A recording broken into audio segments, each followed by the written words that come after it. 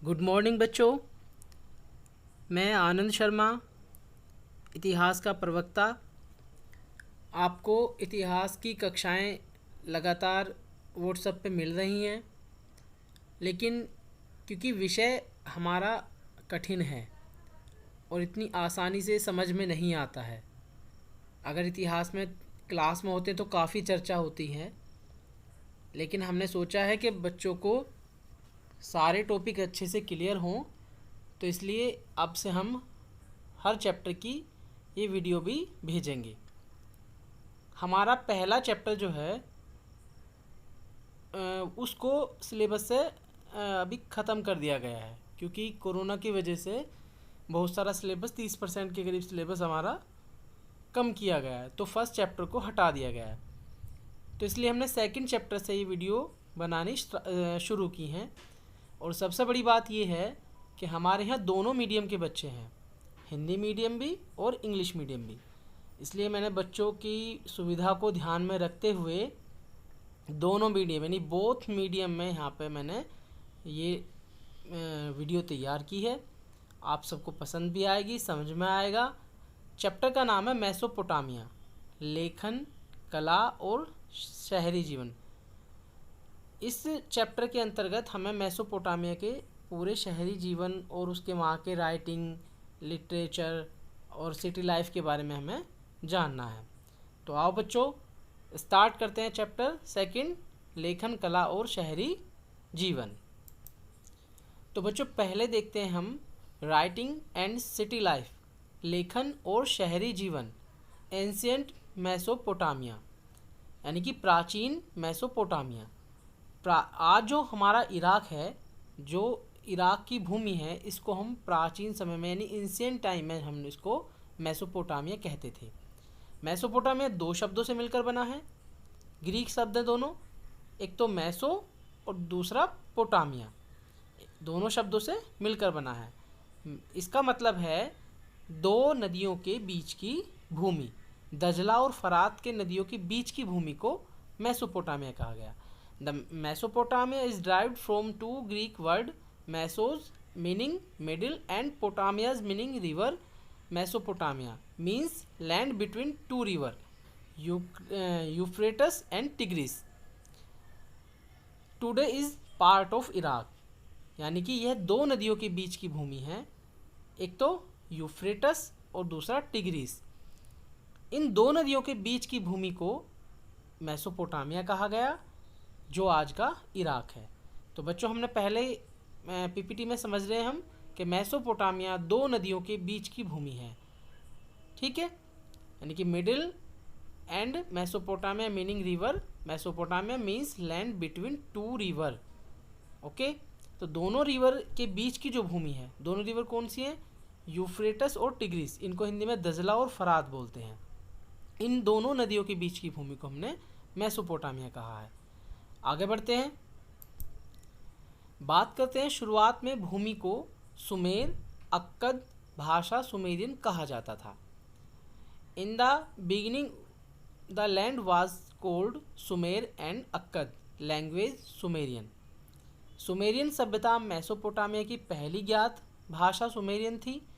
यही कारण है इस सभ्यता को अन्यथा सुमेरियन सभ्यता भी कहा जाता है। यानी कि मेसोपोटामिया की जो पहली जानने वाली भाषा है वो सुमेरियन है, इसीलिए इस सभ्यता को सुमेरियन भी कहा गया है। Sumerian civilization, the first known language of Mesopotamia was Sumerian, that is why this civilization is otherwise called as Sumerian civilization. यानी कि मेसोपोटामिया में जो पहली ज्ञात भाषा थी वो सुमेरियन थी, इसीलिए इस सभ्यता को हमने सुमेरियन सभ्यता भी कहा है। बात करते हैं असूर की। असूर वह क्षेत्र था जहां असूरियाइयों ने उत्तर में अपना राज्य लगभग 1100 ईसा पूर्व में स्थापित किया था। Assyria was the region where establish their kingdom in the north by about 1100 BC। यानी असीरियंस ने जो है यहाँ पे इस्टेब्लिश किया क्या, अपनी राजधानी को कितने समय पूर्व?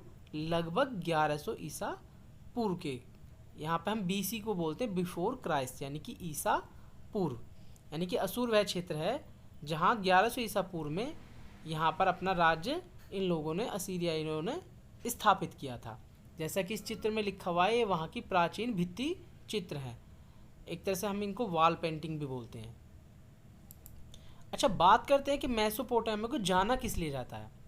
Mesopotamia was known for its, किसके लिए? लिटरेचर के लिए, मैथमेटिक्स के लिए, एस्ट्रोनॉमी के लिए, राइटिंग के लिए, सिटी लाइफ और ट्रेड, यानी कि लिटरेचर हमारा साहित्य, मैथमेटिक्स गणित, एस्ट्रोनॉमी खगोल शास्त्र, राइटिंग लेखन कार्य, सिटी लाइफ शहरी जीवन, ट्रेड व्यापार, यानी कि मेसोपोटामिया को इन सभी के लिए जाना जाता है। मेसोपोटामिया भाषा की बात करें, जो हमारा अक्कादी एम्पायर था, यानी कि अक्कादी साम्राज्य जो है, उसके अंदर जो लैंग्वेज है कौन कौन सी? एक तो सुमेरियन है, फिर उसके बाद अक्कादी है और अरेमिक है, यानी कि तीनों लैंग्वेज यहाँ पर उपयोग में लाई जाती थी, बोलचाल में लाई जाती थी, सुमेरियन, अक्कादी और अरेमिक।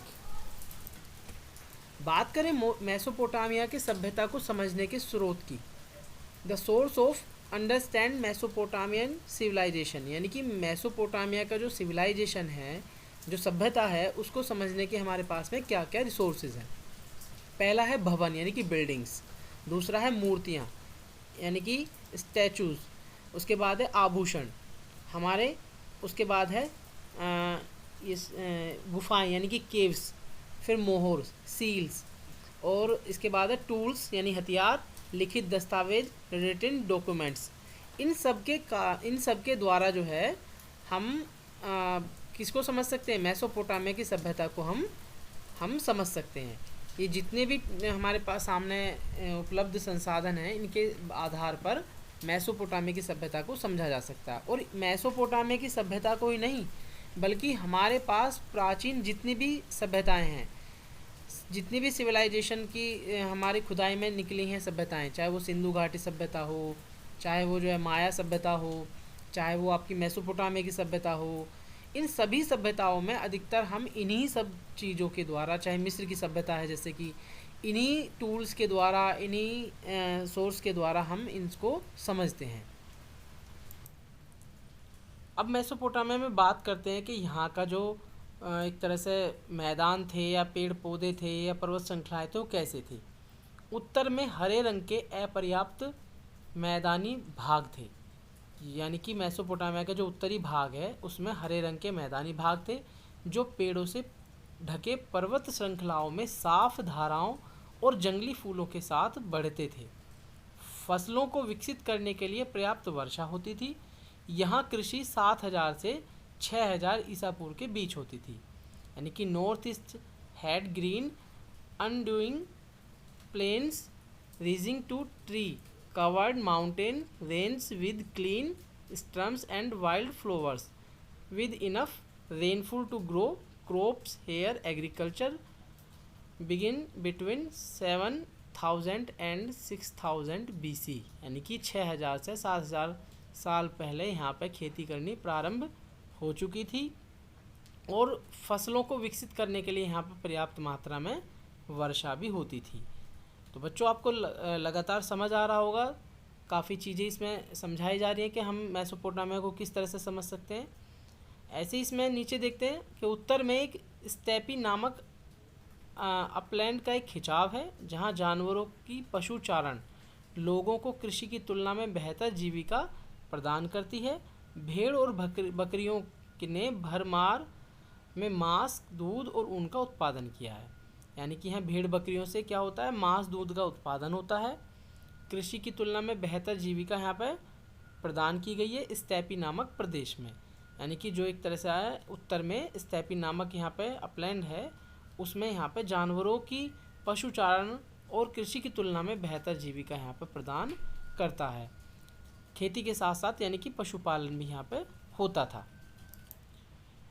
टिग्रीस की पूर्व सहायक नदियों में ईरान के पहाड़ों में संचार के मार्ग प्रदान किए गए हैं। In the east tribes of the Tigris provide route of mountains into mountains of Iran, यानी कि communication into mountains of Iran. एक तरह से ईरान जाने के लिए जो मार्ग है वो कौन प्रदान करती है? टिग्रिस की पूर्व सहायक नदियाँ। ईरान और इराक एक तरह से पड़ोसी देश हैं, तो इराक से, यानी कि हम अभी समझ रहे थे कि जो मेसोपोटामिया है वो उसको प्राचीन नाम क्या है? उसका प्राचीन नाम है जो मेसोपोटामिया वो प्राचीन नाम है इराक का। और इराक से ईरान जाने के लिए जो एक तरह से मार्ग है उसको कौन प्रदान करता है? उसको प्रदान करती थी टिग्रिस की पूर्व सहायक नदियाँ। दक्षिण में एक रेगिस्तान है। यह वह जगह है जहाँ पहला शहर लेखन उभरा। यहाँ रेगिस्तान शहरों का समर्थन कर सकता है क्योंकि उत्तरी पहाड़ों में उगने वाले नफ्रेट्स और टिग्रिस नदियों का भार बहुत अधिक होता है। जब वे बाढ़ या जब उनके पानी को खेत में छोड़ दिया जाता है, उपजाऊ गाद यहाँ पर जम जाती है। एक तरह से देखा जाए तो दक्षिण में जो मेसोपोटामिया का भाग है वो क्या है? वो एक तरह से रेगिस्तान है। The south is a desert, यानी कि यहाँ पे जो उत्तर का मैदान है वो क्या है? एक तरह से रेगिस्तान है। यह वह जगह है जहाँ पहले लेखन उभरा था, यानी कि ये वो जगह है जहाँ सबसे पहले एक तरह से सिविलाइजेशन शुरू हुआ था। टिग्रिस नदी में जो बाढ़ आती है उसके बाद में जो पानी के बाद जो जम जाती है गाद, उससे यहाँ पर एक तरह से उपजाऊ ज़मीन का कुछ समय बाद में एक तरह से यहाँ पे शुरुआत हुई, जिससे खेती को बाद में छोड़ दिया गया। क्योंकि शुरुआत में जो है यहाँ पर ही जीवन इराक में शुरू हुआ, लेकिन धीरे धीरे बाद में जब यहाँ पे ये रेगिस्तान हो गया तो यहाँ से जीवन जो है धीरे धीरे ख़त्म हो गया।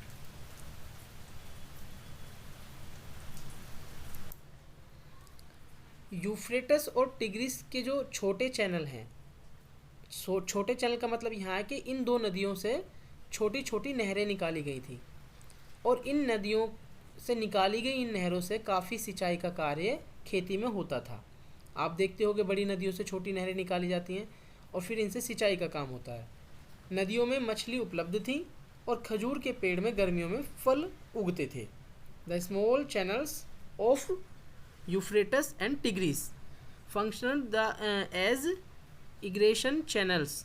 Fish was available in river and date palms have fruit in summer, यानी कि गर्मी में एक तरह से यहाँ से इससे क्या प्राप्त होता था? खजूर प्राप्त होता था। खजूर का पेड़ अधिकतर ऐसे क्षेत्रों में ही पाया जाता है जहाँ पर गर्मी होती है और रेगिस्तान होता है। और मछलियाँ यहाँ नदियों में पर्याप्त मात्रा में मिलती थी। नदियों से छोटी छोटी नहरें निकाली गई थी जिनसे सिंचाई होती थी। बात करते हैं मेसोपोटामिया में शहरीकरण का महत्व, यानी कि इस समय मेसोपोटामिया में शहरीकरण का क्या महत्व था। ये जो सामने दिख रहे हैं इनको मनके बोलते हैं। मनके एक तरह से मोतियों की तरह होते हैं। शहरी केंद्र खाद्य उत्पादन, व्यापार, विनिर्माण और सेवाओं जैसे विभिन्न आर्थिक गतिविधियों में शामिल हैं। यानी कि यहाँ पर जो भी शहरी केंद्र थे वो इन सभी क्रियाओं में शामिल थे।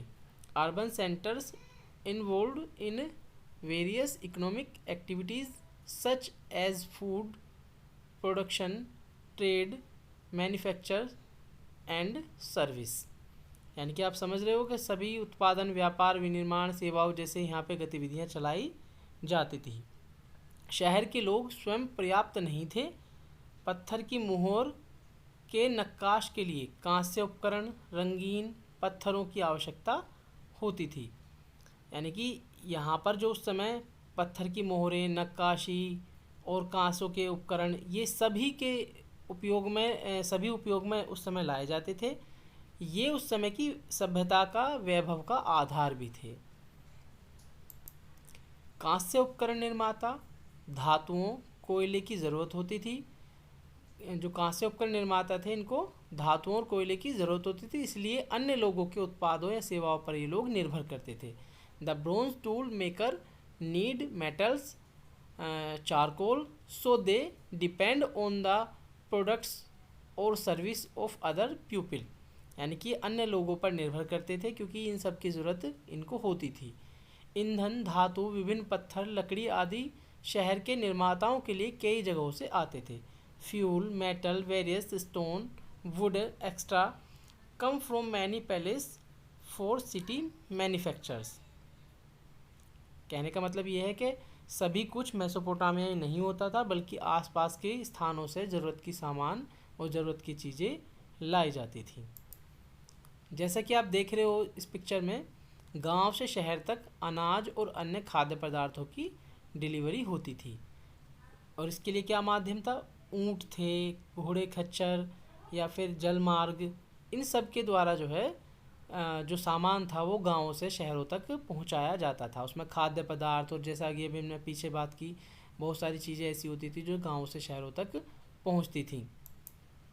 There are deliveries of grain and other food items from the village to the city, यानी कि शहर से गांव तक अनाज और अन्य खाद्य पदार्थों की डिलीवरी होती थी, यानी आवागमन होता था।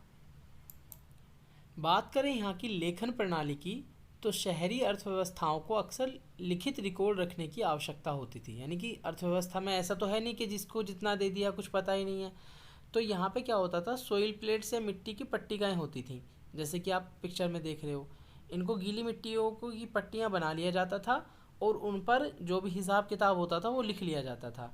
उसको लिखकर फिर सुखा लिया जाता था। जब तक ज़रूरत होती थी इनको रखा जाता था मिट्टी की पट्टिकाओं को, और जैसे ही इनकी आवश्यकता नहीं होती थी फिर इनको हटा दिया जाता था। खुदाई में बहुत सारी मिट्टी की पट्टिकाएँ प्राप्त हुई हैं, जिससे मेसोपोटामिया के अर्थव्यवस्था के लिखित रिकॉर्ड सामने हमारे आए हैं। Urban economics if then require the keeping of written records, यानी कि इन पट्टिकाओं पर हमारा लिखित रिकॉर्ड रखा जाता था। अर्थव्यवस्था से संबंधित जो भी होता था, इकोनॉमिक जो थी वहाँ की, उससे संबंधित सारा रिकॉर्ड इन पट्टिकाओं पर उस समय रखा जाता था। मेसोपोटामिया में कुछ चीज़ों की कमी थी और कुछ चीज़ों की पर्याप्त मात्रा थी।